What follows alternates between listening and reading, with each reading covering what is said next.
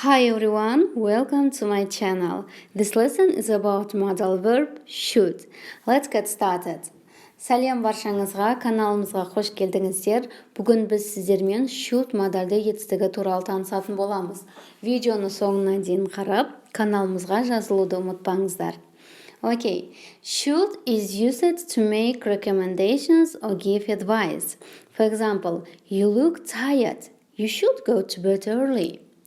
Яғни біз should модальды етістігін біреуге ақыл кеңес беру үшін қолданамыз. Яғни осылай істегенің жөн болар еді деген мағынада қолданылады.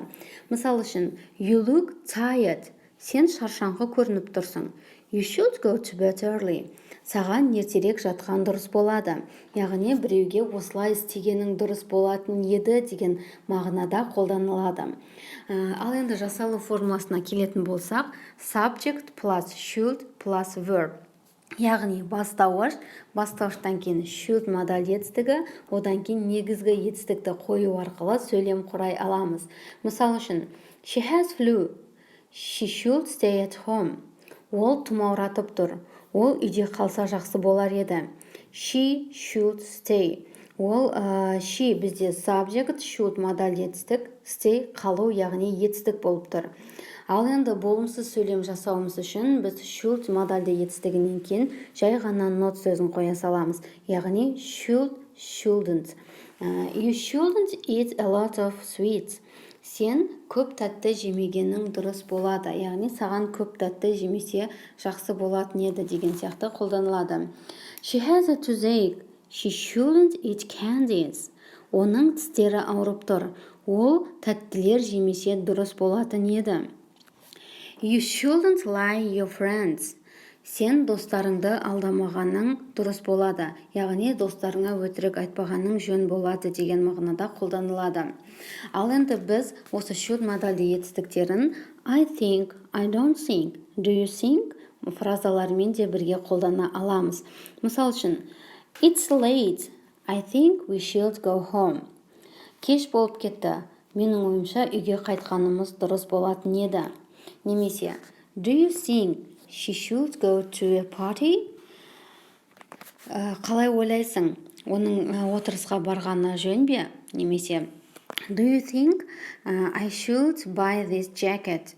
Қалай ойлайсың? Мен мына жакетті сатып алғаным дұрыс болады ма? Деген мағыналарды да қолдана аламыз. Сондай-ақ біз should модальды етістігін өткен шақта болған іс-әрекетті ренішті білдіргенде қолданылады. Яғни, бұлай істегенімде ғой деген өкінішті айтқан кезде осы should модальды етістігімен қолдана аламыз.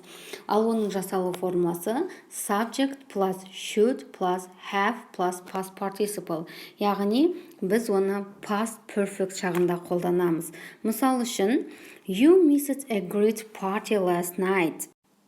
You should have come. Кеше керемет отырысты өткізіп алдың. Келгеніңде дұрыс болар еді. Яғни, you should have come бізде present perfect шағында қолданып тұр.